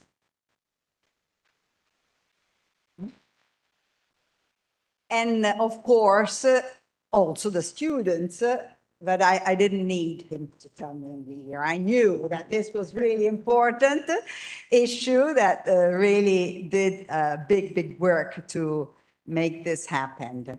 And then I know that Andrea will also do some compliments specific to some of them. So now we just can go on and to the last phase of this meeting. And thanks again for being here. Scuola Sant'Anna, it's an open institution, a public institution, and we really believe in the opportunity of international exchanges. We really believe on the topic of this meeting, so how to connect research with training. We can't have a good training program if you don't have research at the edge. So really, I think you worked on a specific issue that for us is strategic. So let's go on, Andrea, to the last phase and have a good journey back home from this afternoon or the next days. Thank you.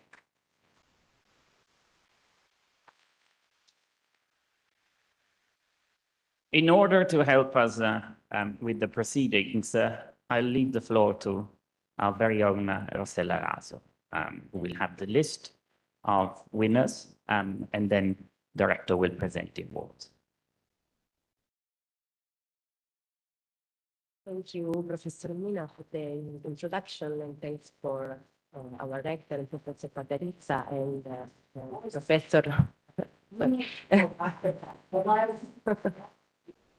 Okay, thank you. I will loud my voice. I have the honor and the pleasure to announce the winners of the student competition. And I will start with announcing the first prize of the Social Sciences 1, the session Social Sciences 1, which goes to the student from FAU, Patrizia Kim.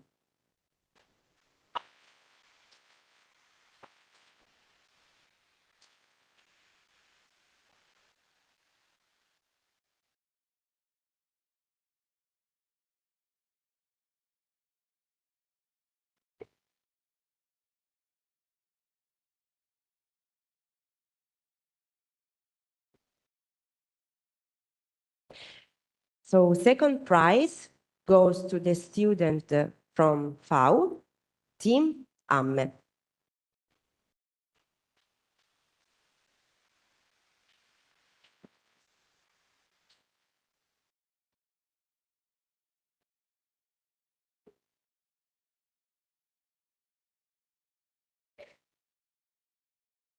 And the special prize goes to the student from UPB, Mirela Login.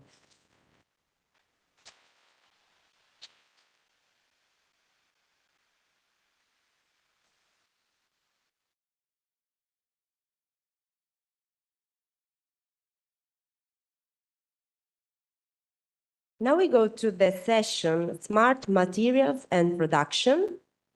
First prize goes to the student from FAU, Joanna Böls.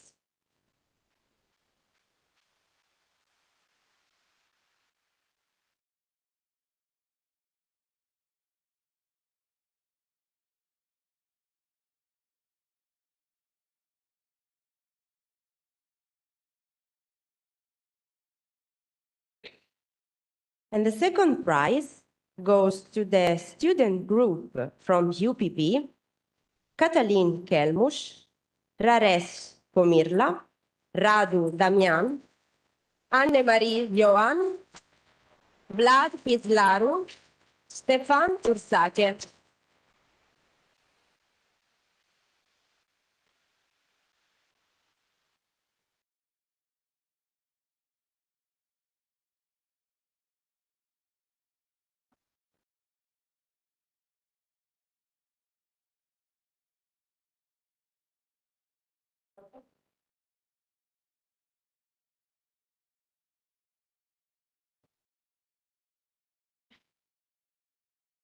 Now the third prize goes to the student from BME, Ben Sabo and Arpad Wagner.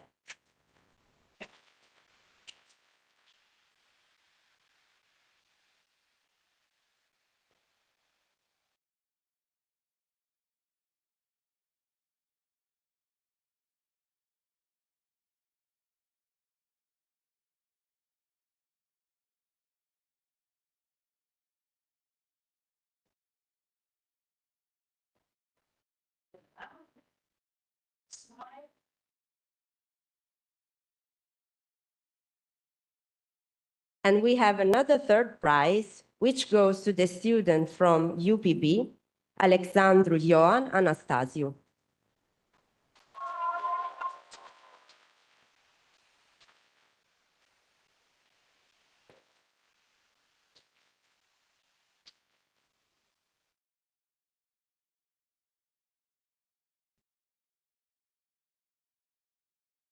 And the special prize goes to a student which is attending online and from BME, Gergu Berkeshi.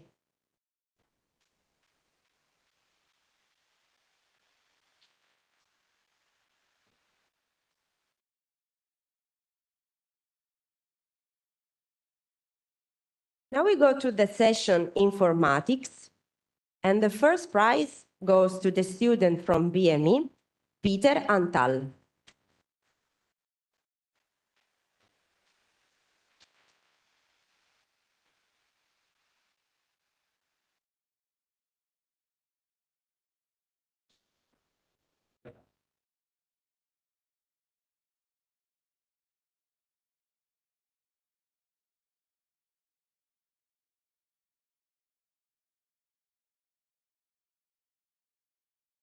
And the second prize goes to the student from E2, Onur Can Koyun.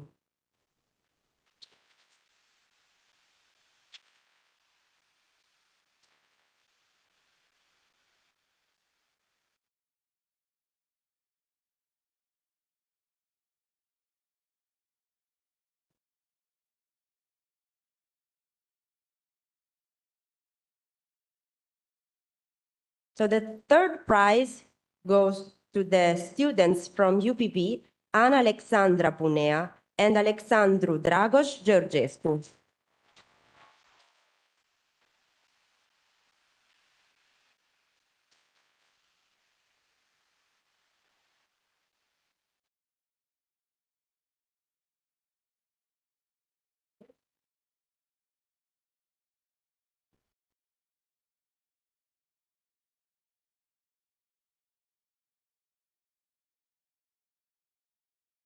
And we have one special prize for students online from BME, Boton Laszlo Marton.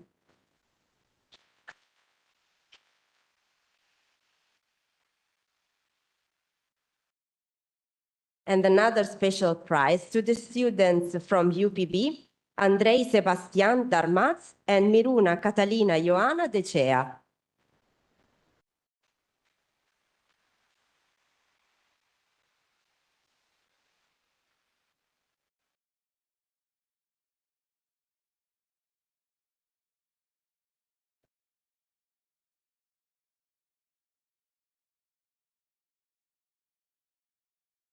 And now we go to the session Medicine. And the first prize goes to the students from Scuola Superiore Sant'Anna, Nuo Fan Cao.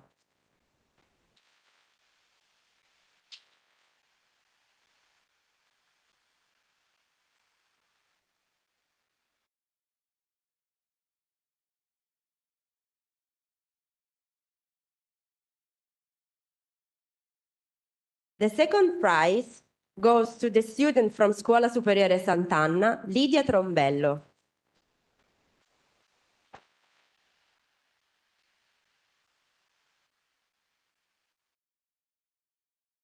The third prize goes to the student from UPB, Laura Mailat.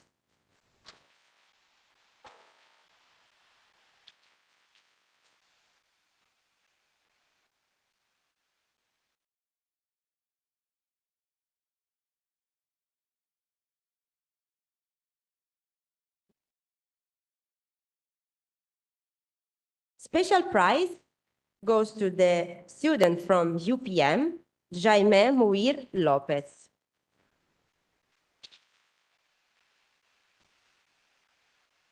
Online. And another special prize to the student from UPB, Maria Flavia Ionescu.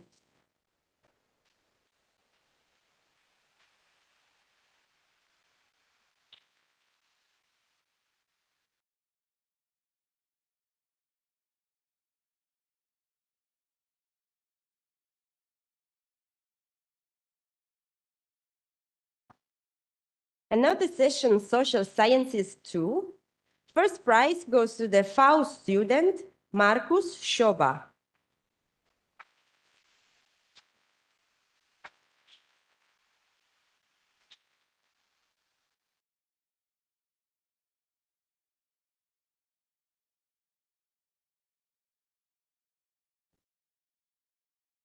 Second prize goes to the student from UPB, Balan Dorel Bogdan.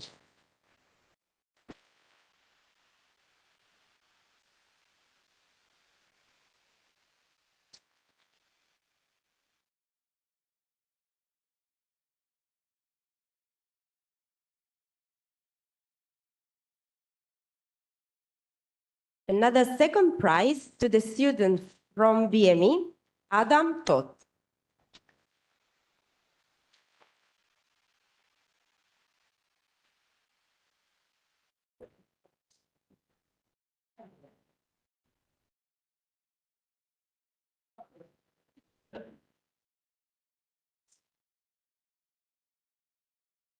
And the special prize goes to the UPM student, Gemma Moussaoui.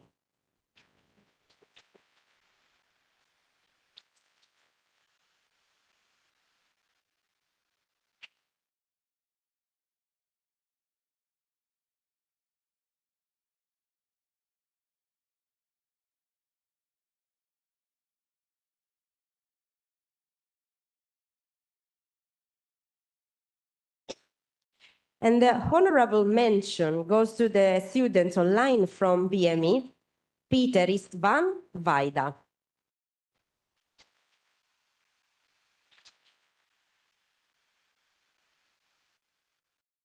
Now we go to the session Applied Sciences, and the first prize goes to the students online from BME, Barnabas Brch.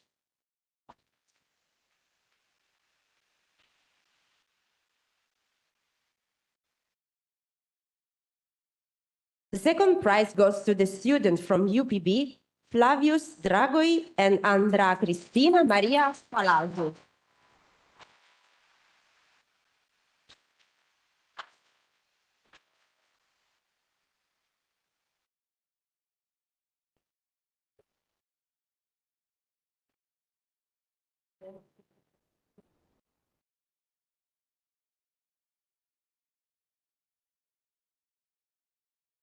And the special prize goes to the students online from BME, Balin Toth.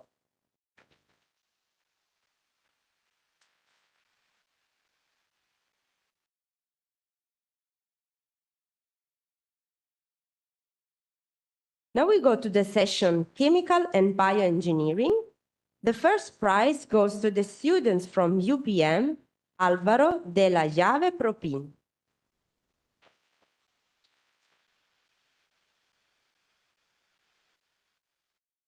Second prize goes to the students from UPB, Ioana Razuceanu.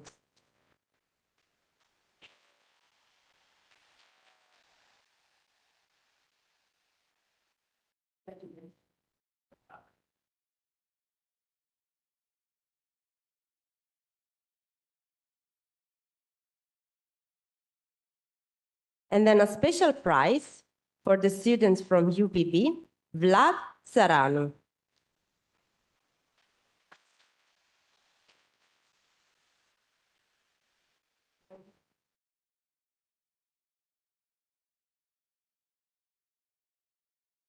And then another special prize to the students from UPB, Stefania Diana Boldeano and Andrea Marina Dinu.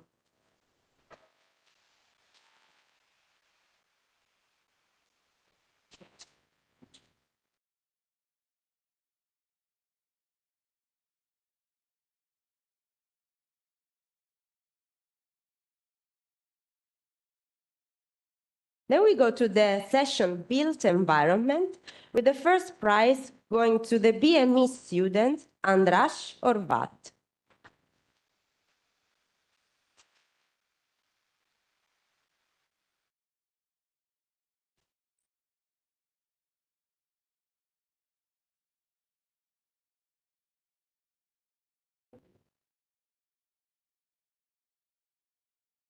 The second prize goes to the student from UPM, Gabriel Arbones Domingo.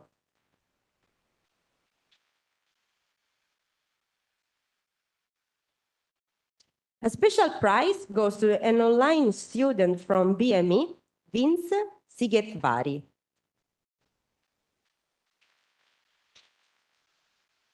And another special prize to the student from UPM, Cinzia Villacorta Ranera.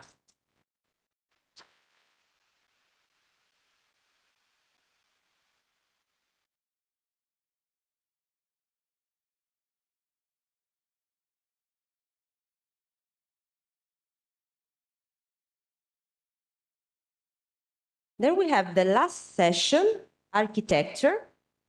And the first prize goes to the online students from BME, Theodora Esther Fulop, Joanna Cristina Takacs, and Tamas Gombos.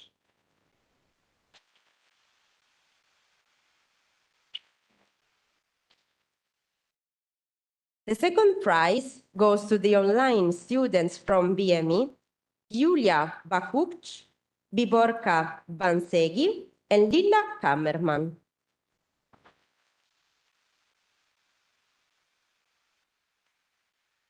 The third prize goes to the UPM student, Maite Rodriguez Lopez.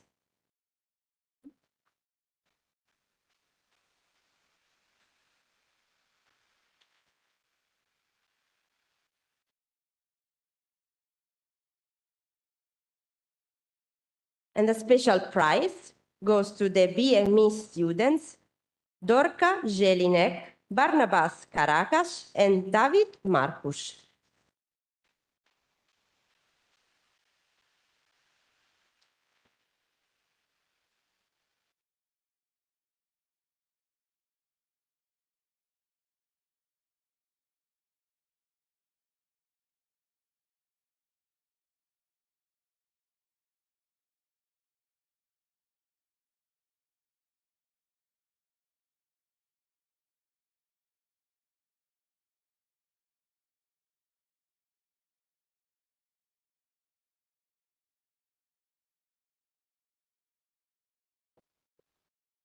Then congratulations to all the winners, and the ceremony can conclude.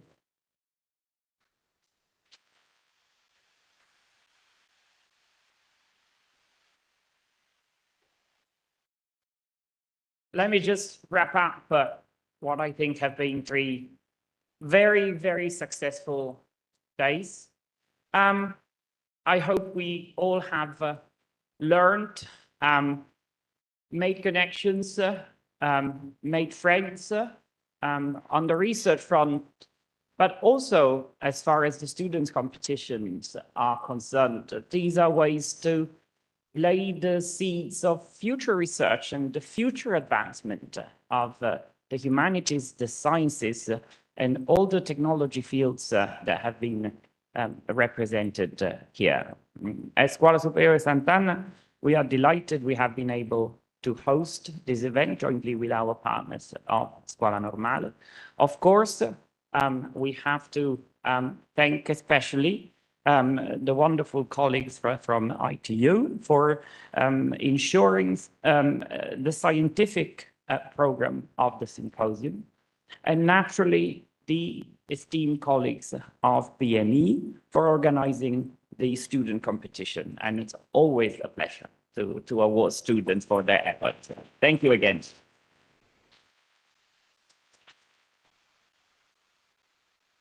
For the non-winners, there will be plenty more opportunities. So we look forward to your next contributions.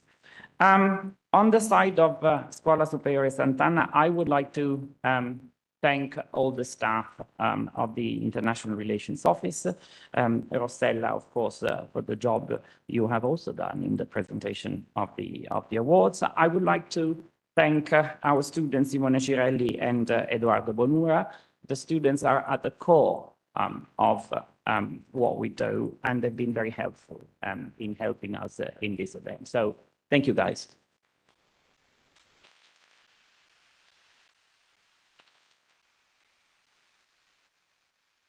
With that, I think we are done. I renew the rector's invitation to come back and visit us, to develop many more ideas, to develop many more opportunities for collaboration. The EELISA consortium is a wonderful, wonderful way to move forward towards the university of the future. And we are very hopeful that the outcomes in terms of students' careers and also the research of our universities will be interesting, important, and impactful. I wish you safe journey back home. I hope you have a little extra time to visit Pisa or other beautiful cities in Tuscany. And we look forward to welcoming you here again. Thank you.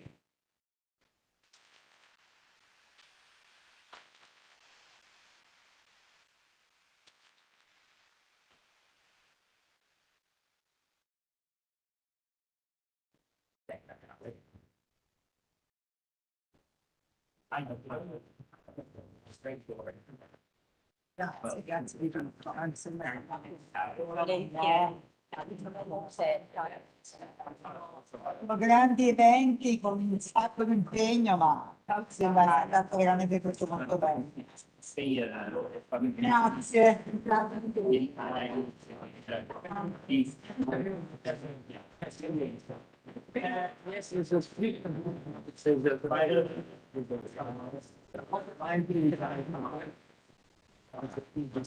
Yeah. Last time we were told that they 5 years here. Which is, Thank you very much.